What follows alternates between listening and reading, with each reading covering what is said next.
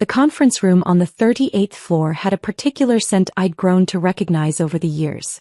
It was a combination of fresh espresso, expensive leather briefcases, and something intangible, the sharp metallic edge of ambition mixed with desperation.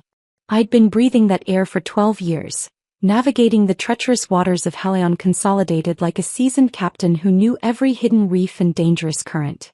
My name is Paisley Mercer, and I held the title of Executive Director of Global Partnerships. To outsiders, it sounded like corporate jargon designed to obscure actual responsibility. To anyone who understood how billion-dollar deals actually materialized, it meant I was the architect behind the curtain, the translator between warring factions, the keeper of secrets that could make or break empires. I didn't need to raise my voice to command attention. Power, real power, lived in the pregnant pauses before crucial decisions, in the strategic silence that followed a bold proposal, in the carefully orchestrated dance of a $5 billion acquisition. For the past 11 months, I had been meticulously constructing this deal with Gallagher Industries, piecing together a puzzle so complex that only 3 people in the entire organization truly understood all its moving parts. I was one of those 3 people. That morning, I stood near the panoramic windows reviewing the final integration documents on my tablet, when the door didn't just open, it exploded inward. Stella Fields stormed into the room with the confidence of someone who'd never faced a consequence in her privileged life. She was 23 years old, wielding a freshly minted MBA from a university her father had undoubtedly endowed, and wearing an expression that suggested she believed the world was her personal stage. If you're new here and enjoying these powerful stories, make sure to hit that subscribe button and stay tuned for more. Let me know in the comments what part of today's story touched you most. It was her first day. Her first hour, actually. Excuse me. Her voice sliced through the ambient hum of the office like a serrated blade cutting through silk. She wasn't admiring the cityscape. She was staring directly at me, or more accurately, at my midsection with an expression of barely concealed disgust. I lowered the tablet slowly, turning to face her with the practiced neutrality I reserved for volatile investors and unstable board members. Can I help you, Stella? I'm Paisley. We were scheduled to. I know exactly who you are, she interrupted, waving her hand dismissively as if swatting away an irritating insect. She was clutching a thick spiral-bound manual, the employee handbook, a relic from the early 2000s that nobody had actually consulted since smartphones became ubiquitous. And I know what you're doing. Reviewing the merger protocols for the Gallagher acquisition? I offered, maintaining my even tone. No, she sneered, stepping closer. The overwhelming scent of gardenia perfume mixed with barely concealed insecurity created an almost tangible cloud around her. You're violating Section 7, Clause C regarding appropriate executive presentation standards. I blinked slowly. I was wearing a vintage Chanel blazer in midnight blue, paired with tailored cigarette pants, and carrying a caramel leather portfolio that cost more than most people's monthly rent. This wasn't just clothing, it was armor carefully selected for battle. I'm sorry, I said, though I wasn't sorry at all. That blazer, she said, tapping the handbook with a manicured nail painted an aggressive shade of coral. The handbook clearly stipulates conservative color palettes for client-facing executives. Dark blue is acceptable for men, but women are expected to wear black, charcoal, or navy. This is navy, I said calmly. It's midnight blue, she corrected, her voice rising. There's a difference. And that portfolio, it's not structured properly. We represent precision here. Excellence. Every detail matters. The room had gone completely silent. Through the glass walls, I could see junior analysts frozen at their workstations, coffee cups suspended halfway to lips. Executive assistants had stopped typing mid-sentence. Everyone was watching the train wreck unfold in slow motion. This is the part where I usually mention that if you enjoy watching entitled people destroy themselves spectacularly, or if you appreciate stories about cosmic justice served ice cold, you should probably hit that follow button and smash the upvote, because trust me, what's coming next is absolutely worth your time. But in that moment, nobody was moving. The entire floor had become a freeze frame of corporate horror. Stella, I said, my voice dropping half an octave into that dangerous territory just above a whisper. I'm meeting with Edmund Gallagher in exactly 43 hours to finalize a $5 billion acquisition. This blazer is irrelevant. What is relevant is that you're currently disrupting my preparation. Her face flushed a shade of red that clashed violently with her coral nail polish and cream-colored suit. She wasn't accustomed to resistance. Her entire life had been paved with compliance purchased by her father's wealth and influence. "I am the Chief Strategy Officer," she announced, inflating a title that I knew for certain didn't officially exist on any organizational chart. "I'm responsible for maintaining institutional standards. If you can't follow basic dress code requirements, how can we trust you with our company's future?" The absurdity of it was almost laughable. Almost. But I recognized the gleam in her eyes. This wasn't about clothing or standards. This was about establishing dominance. She had selected me as her first target because I appeared established, and nothing establishes a pecking order faster than publicly dismantling someone who seems untouchable. "Go home. Change into appropriate attire. Submit a written explanation to Human Resources acknowledging the violation," she commanded, crossing her arms in what she clearly believed was an authoritative pose. I studied her carefully. I observed the slight tremor in her hands betraying nervousness beneath the bravado. I saw the desperate hunger for validation. I also recognized the complete absence of understanding regarding what I actually did for this organization. "No," I said simply. "I have work to do." I turned back toward the window, toward the city sprawling below us, toward the empire I had helped build with late nights and sacrificed weekends and negotiations conducted across 12 time zones. "You're terminated," she shrieked. The words hung in the air like a guillotine blade, heavy and ridiculous and irrevocable. I turned back around slowly. She was breathing rapidly, eyes wide, pupils dilated. She had committed fully. She had fired the weapon without understanding what it was aimed at. "You can't be serious," I said, not pleading but analyzing the situation like a chess master studying an opponent's catastrophic blunder. "I am your superior by organizational authority, and you have demonstrated flagrant insubordination," she declared, her voice cracking slightly. "Pack your belongings. Security will escort you from the premises immediately." I glanced at the terrified faces watching through the glass walls. I looked at the $5 billion contract waiting on my tablet. And then something unexpected washed over me. Not anger, not sadness, but a strange crystalline clarity. Relief. "All right," I said. Stella blinked rapidly, clearly expecting argument, begging, perhaps tears. "All right. You're absolutely correct, Stella," I said, closing the cover of my tablet with a soft click. "Standards are crucial. Consistency matters. I'll collect my things immediately." I didn't wait for her response. I walked past her, my shoulder barely brushing hers, and headed toward my office. She genuinely believed she had just demonstrated power. She had absolutely no comprehension that she had just detonated an explosive device that wouldn't fully detonate for 43 hours. She had just terminated the only person in the Western Hemisphere who understood the unwritten agreements that held this entire acquisition together. As I walked down the corridor, I didn't look back, but I could feel her staring after me, confused by my compliance, wondering why the victory felt so hollow. My office was a carefully curated sanctuary of controlled chaos.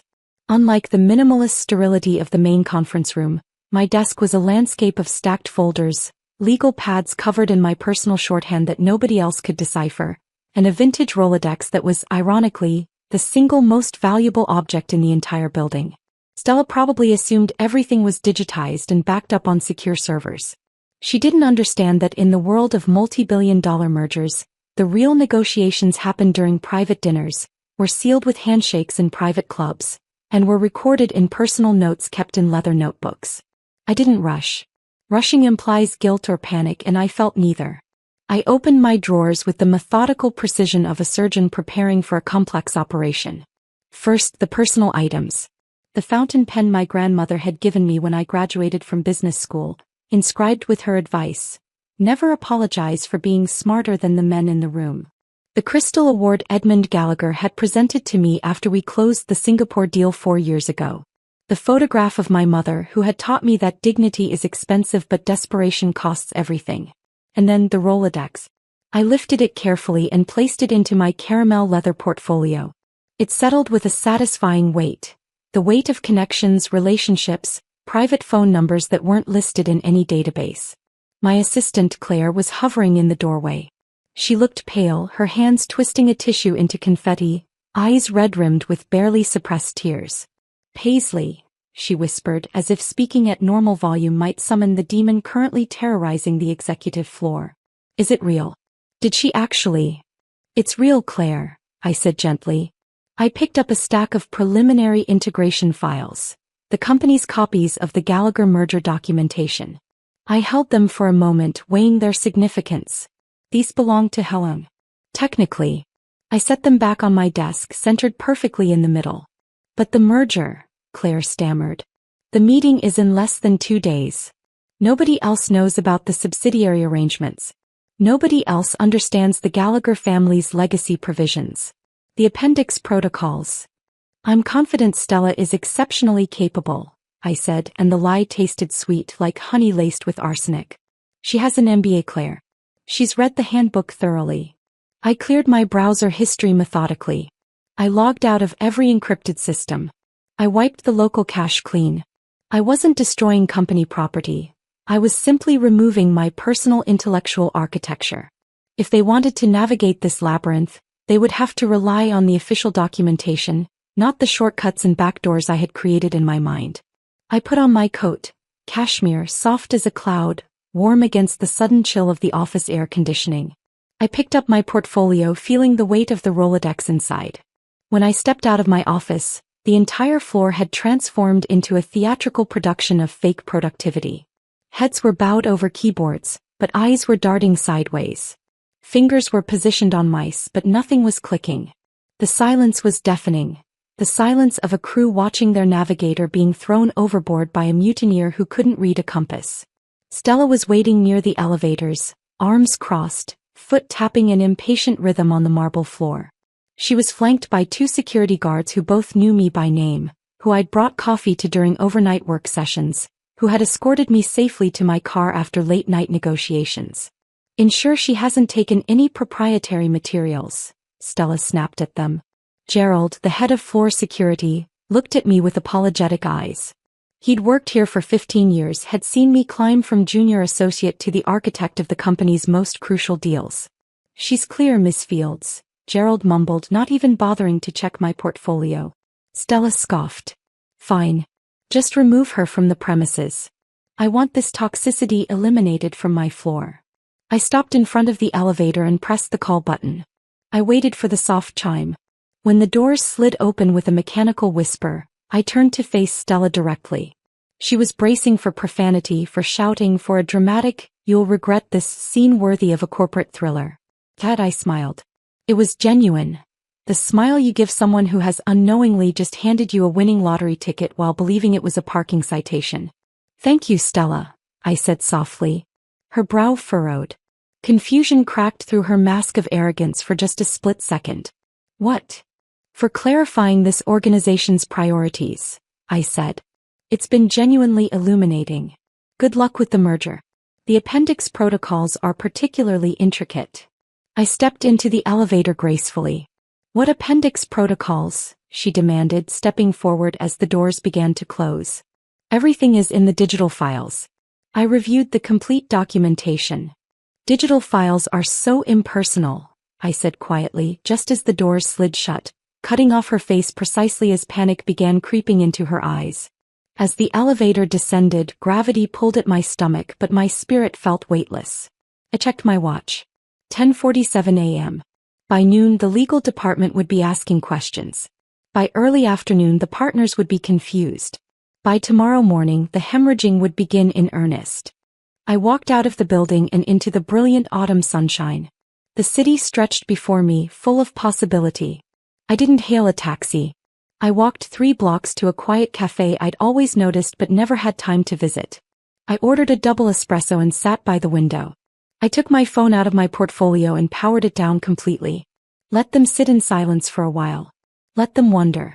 I spent the afternoon at a contemporary art museum. I stood before abstract expressionist paintings, chaos contained within frames, and felt a profound kinship with the work. It was remarkable how many details you missed when you were busy carrying the weight of a billion-dollar corporation on your shoulders. For the first time in over a decade, I noticed the individual brushstrokes. I read the artist's statements. I sat on a bench and simply existed without checking my email every 4 minutes. It wasn't until 6 p.m. when I was back in my apartment pouring a glass of Barolo that I decided to turn my phone back on. The device vibrated in my hand like an angry hornet trapped in a jar. It didn't stop buzzing for a full 90 seconds.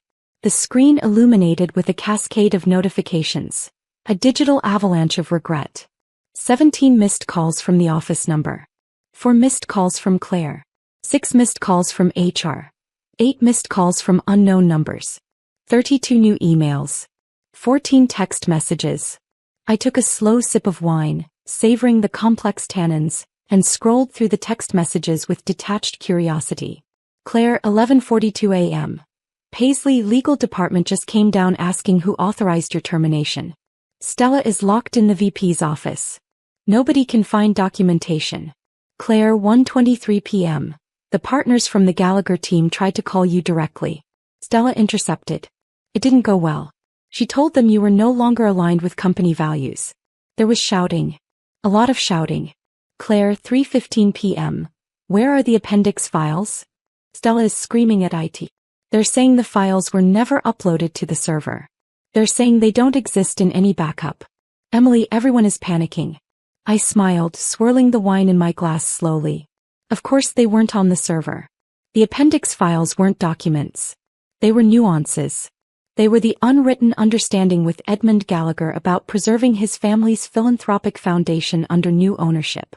They were the verbal commitments regarding retention of legacy employees.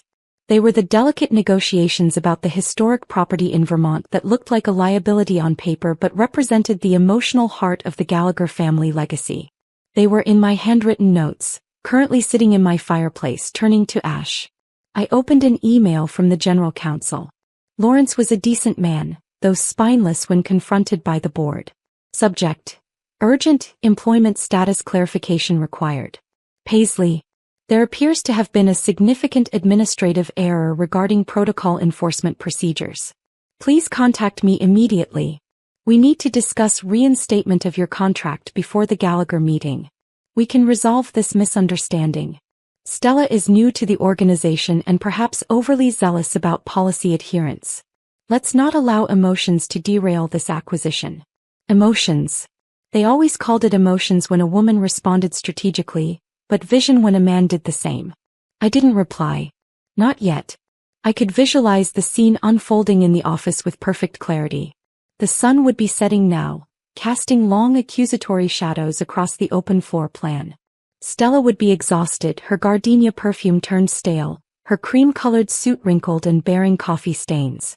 She would be realizing that Vice President's daughter was a title that commanded obedience from interns, but not respect. Certainly not knowledge. Definitely not wisdom. He had the files. He had the numbers. She could see the valuation at $5 billion. But she didn't understand why. She didn't know that the third provision in Section 7, the one about environmental remediation costs, was actually coded language about a specific conservation easement that Edmund Gallagher's father had established. It appeared as a liability on spreadsheets, but it was sacred ground for the Gallagher family. If Stella tried to renegotiate that provision to improve the financial model, which any business school graduate would attempt, she would insult Edmund so profoundly that he would walk away before she finished her presentation. I sat on my sofa and pulled a soft blanket over my legs. The city lights twinkled outside my window, indifferent to the panic occurring in the glass tower downtown. Another text came through. This one was from a number I didn't have saved, but I recognized the area code. The private line of Halion Consolidated CFO. Unknown number, 7:47 p.m. Paisley, answer the phone. Name your price. We need you back. Whatever you want. I stared at the message. Name your price. My price wasn't money. My price was dignity, respect, the acknowledgement that experience and expertise mattered more than pedigree and privilege. Unfortunately for them, dignity was a currency they had just devalued to absolute zero. I set the phone face down on the coffee table. I wasn't going to save them tonight. Tonight I was going to watch a film. Maybe something about a disaster. Maybe something about a woman who walks into the sunset while the castle burns behind her. The panic was quiet from my apartment. But I knew that by tomorrow morning it would be screaming. There's a specific drawer in my home office that stays locked. It doesn't contain jewelry or cash or stock certificates. It contains leverage. I walked over to the antique writing desk tucked in the corner of my living room and retrieved a small brass key from underneath a ceramic succulent. The lock released with a heavy, satisfying click. Inside, resting on burgundy velvet lining, was a single leather-bound folder. The edges were soft and worn, carrying the scent of aged paper and pipe tobacco. Embossed on the front in faded gold lettering were the words, "Confidential, Gallagher Family Trust, Legacy Protocol." Most people assumed I was hired by Helion Consolidated because of my impressive resume. Wharton MBA, 5 years at a top-tier consultancy, published papers on merger integration strategies. The truth was more complicated and infinitely more valuable. 4 years ago, when Edmund Gallagher first considered allowing outside capital into his family's century-old industrial empire, he had one non-negotiable requirement. He wanted a liaison who understood old money. Not the loud, flashy wealth of tech billionaires or the aggressive capitalism of private equity raiders, but the quiet, carefully guarded wealth that moves in generations, not fiscal quarters. My grandfather had been the Gallagher family's attorney for 30 years. I grew up attending summer parties at their Connecticut estate, playing hide-and-seek in their library while adults discussed trust structures over brandy. I wasn't just another corporate mercenary. I was family in the way that old money families define the term, through trust earned over decades. I was the translator between the cold, calculating world of modern corporate finance and the feudal loyalty system of the Gallagher Empire. I opened the folder. Inside was a single sheet of cream-colored stationery with a private phone number written in fountain pen. It wasn't a business line. It was the number to the phone Edmund kept in his jacket pocket, the one only given to people he actually trusted. I sat there for a long moment, tracing the numbers with my fingertip. Calling this number represented the nuclear option. It would violate every confidentiality clause in my employment agreement. It would be considered a catastrophic breach of professional ethics. But then I remembered Stella's face. I remembered the way she looked at my blazer like it was contaminated. I remembered the smugness in her voice as she announced my termination in front of people I had mentored for years. I picked up my cell phone. I dialed the number carefully. It rang twice. "This is Edmund," the voice answered, deep, gravelly, instantly recognizable, carrying the weight of 4 generations of industrial power. "It's Paisley," I said softly. There was a pause. A shift in the atmosphere of the call. "I thought we were in a quiet period until the signing on Thursday," he said, and I could hear the subtle shift from friendly to cautious. "We were," I said, keeping my voice steady and professional. "But circumstances have changed dramatically." Changed how? The warmth had completely drained from his voice, replaced by the steel of a man who had survived hostile takeovers, market crashes and 3 recessions. "I've been terminated," I said clearly. The silence that followed was absolute. It stretched so long I thought the call had dropped. "Terminated," he repeated finally, the word sounding foreign in his mouth, like he was tasting something bitter. "By whom? Did the SEC find something? Are there compliance issues?" "No," I said. "By the Vice President's Chief Strategy Officer. A dress code violation and a culture misalignment." "A dress code violation," Edmund said flatly, disbelief evident in every syllable. "Yes," I confirmed. "And who exactly is managing the transition protocols? Who understands the Vermont property provisions?" "Nobody," I said simply. "Stella, the Chief Strategy Officer, believes the files on the server are comprehensive." I heard a sound that might have been a laugh or might have been a growl. "The files on the server list the Vermont property as a non-performing asset generating negative cash flow. Without your contextual memorandum, their integration team will flag it for immediate divestiture." "That would be my assessment as well," I agreed. "So they terminated the only person in their organization who understands where all the bodies are buried, and they did this 43 hours before the most significant merger in their corporate history. That appears to be an accurate summary of the situation." "Paisley," Edmund said, and his voice dropped to a conspiratorial whisper. "Are you available for breakfast tomorrow?" "I'm unemployed, Edmund. I'm available all day." "Excellent. Meet me at the Carlisle. 8 a.m. sharp." "And Paisley?" "Yes. Don't sign anything with them." Not a severance package, not an expanded NDA, not even an exit interview form. Nothing. I wouldn't dream of it, I said. I ended the call. My heart was pounding, a slow, heavy drumbeat in my chest. I had just crossed a threshold that couldn't be uncrossed. I wasn't just a terminated employee anymore. I was an active participant in the collapse of the deal I had spent almost a year building. I closed the leather folder and locked it back in the drawer.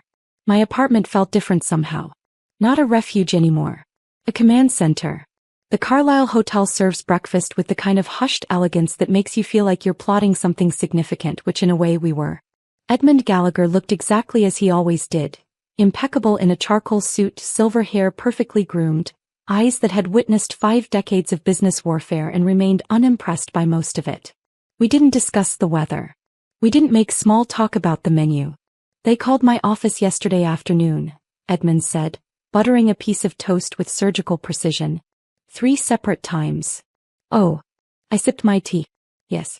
A young woman named Stella. She sounded breathless. Edmund paused, a flicker of dark amusement crossing his face. She informed my chief counsel that you were unavailable due to a sudden medical emergency. She claimed you were briefly hospitalized with severe exhaustion but had comprehensively briefed her on all aspects of the transaction. I set my cup down carefully. The audacity was breathtaking. It wasn't merely a lie. It was a strategic, dangerous fabrication. If I was actually ill, the deal could be legally delayed. If I was fired, the key personnel clause in the merger agreement, which explicitly stated that material changes in management must be disclosed immediately, would trigger an automatic voiding of the exclusivity period. She's attempting to buy time, I said. She thinks if she can get you in the room, she can improvise her way through the Vermont provisions. She thinks I'm a checkbook with legs, Edmund corrected coldly. He wiped his mouth with a linen napkin. My assistant, Austin, conducted some research. Apparently, Human Resources wasn't notified of your termination until yesterday evening. The board didn't learn about it until this morning. The CFO is reportedly destroying office furniture. That sounds consistent with his management style, I noted. Here's my position, Paisley. Edmund leaned forward slightly. I don't conduct business with amateurs, and I absolutely don't conduct business with liars.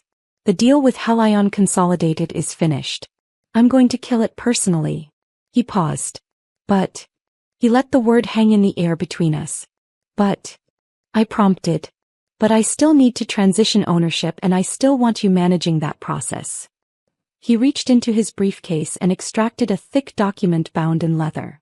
My holding company is seeking a director of strategic acquisitions. The compensation is double what you were making. The equity is substantial. And the first assignment is to identify a new buyer for my company. I looked at the contract. It represented freedom, power, the ultimate reversal of fortune. There's just one condition, Edmund added, and a predatory smile spread across his face. I haven't cancelled the meeting at Helion yet. It's still scheduled for tomorrow at 9 a.m. Why not cancel? I asked.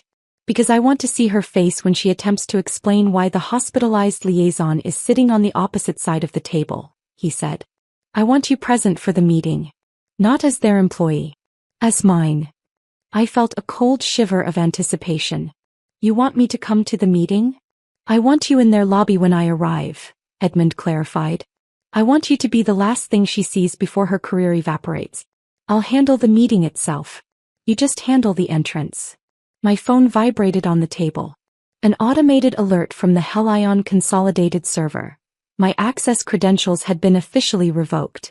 Then a second alert, a news notification. Breaking. Helion Consolidated merger faces uncertainty as key executive rumored to depart amid management restructuring. The leak had started.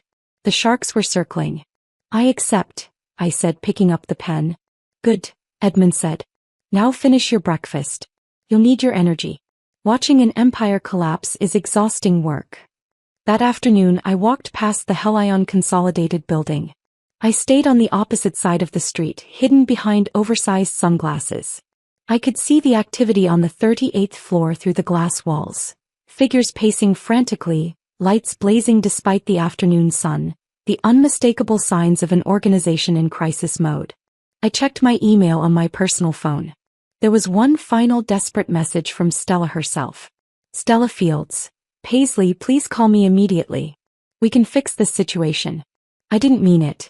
It was a stress response. My father is asking difficult questions. Please respond.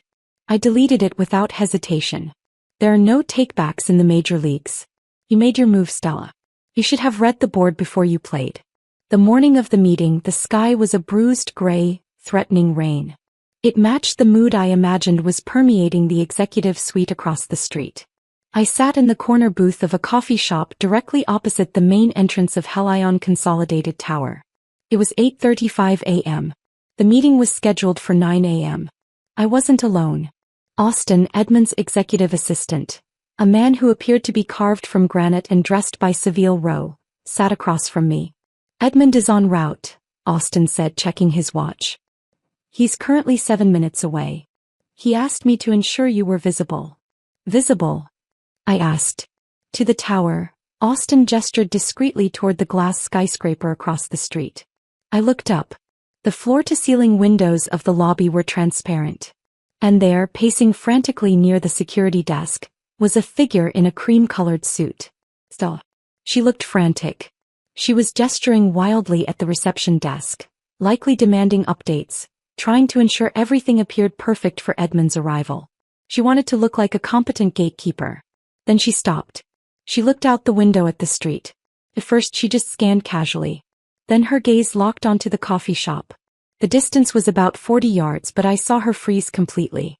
She saw me. And more importantly, she saw Austin. She knew Austin. Everyone in the industry knew Austin. He was Edmund Gallagher's shadow, his gatekeeper, his harbinger. And he was sitting with me, laughing, handing me documents. I watched Stella press her face against the glass. Her mouth opened. She grabbed her phone and started dialing frantically. My phone remained silent. I had blocked her number the previous night. She sees us, I observed calmly, taking a sip of my cappuccino. Excellent, Austin said without turning around. Panic makes people sloppy. Edmund despises sloppiness. I watched her crumble in real time. She turned to the receptionist, pointing at us, likely screaming something about espionage or betrayal. The receptionist just shook her head, looking terrified and confused. Stella spun around and ran toward the elevators, likely rushing back up to the 38th floor to warn someone. But warn them of what? The woman I fired for wearing the wrong shade of blue is currently having coffee with the buyer's right-hand man? It was an admission of catastrophic failure. She's running back upstairs, I reported. Austin nodded. She's going to try to control the narrative. Too late. The narrative left the building when you did. Austin gathered the papers. My officially signed employment contract with Gallagher Holdings. You're official now, Paisley. Welcome to the family. Now, per Edmund's specific instructions, wait here for exactly 20 minutes. Then cross the street and enter the lobby. Just stand there. Be the ghost at the feast. And Edmund? I asked. He's pulling up now, Austin said. I looked out the window. A sleek black sedan glided to the curb in front of Helion Tower. The driver opened the rear door and Edmund Gallagher emerged. He buttoned his jacket, adjusted his cufflinks, and looked up at the building with the expression of a demolition expert examining a condemned structure. He didn't glance at the coffee shop. He walked directly into the lion's den. Showtime, Austin whispered. I watched Edmund enter through the revolving doors. I knew exactly what was about to happen. Stella would be scrambling down from the 38th floor, out of breath, sweating, trying to compose herself. She would meet him with a lie and he would meet her with the truth. I waited. 1 minute. 5 minutes. 10. The rain started to fall, light at first, then harder, blurring the glass, turning the world into a watercolor wash of gray and steel. I paid for the coffee. I checked my reflection in the window. My blazer was perfect. My portfolio was on my shoulder. It was time to say hello. The lobby of Helion Consolidated Tower was designed to intimidate. 3 stories of imported marble, a waterfall installation that cost more than my graduate school tuition, and acoustics that amplified every footstep into a statement. I pushed through the revolving doors. The sound of the waterfall washed over me, white noise designed to project calm but instead creating an eerie backdrop for the scene unfolding before me. Edmund Gallagher was standing in the center of the atrium near the security turnstiles. He wasn't moving toward the elevators. He was standing perfectly still like a statue carved from ice. Zell was there. She must have sprinted down the service stairs because she was slightly disheveled, her cream suit wrinkled, her hair escaping from its carefully constructed arrangement. She was flanked by the CFO and the general counsel, both of whom looked like they desperately wished they were anywhere else. I walked quietly across the marble floor. My heels clicked, a rhythmic, steady sound that cut through the white noise of the waterfall. I stopped about 15 feet away, close enough to hear, far enough to observe. Unforeseen complications, Stella was saying, her voice shrill, bouncing off the hard surfaces. But as I explained, Paisley is temporarily indisposed. She's receiving treatment. However, she briefed me comprehensively on every aspect of this transaction. I'm fully prepared to proceed with the signing. Edmund stared at her. He didn't blink. Receiving treatment, he repeated slowly, his voice dangerously quiet but carrying perfectly across the space. Yes, Stella nodded vigorously. Very sudden. But nothing serious. She wanted me to assure you that she entrusted me with complete. Edmund reached into his pocket and pulled out his phone. He tapped the screen once. That's fascinating, Edmund said, because I just received a text message from her 30 seconds ago. She said the coffee across the street was excellent, and she's looking forward to starting.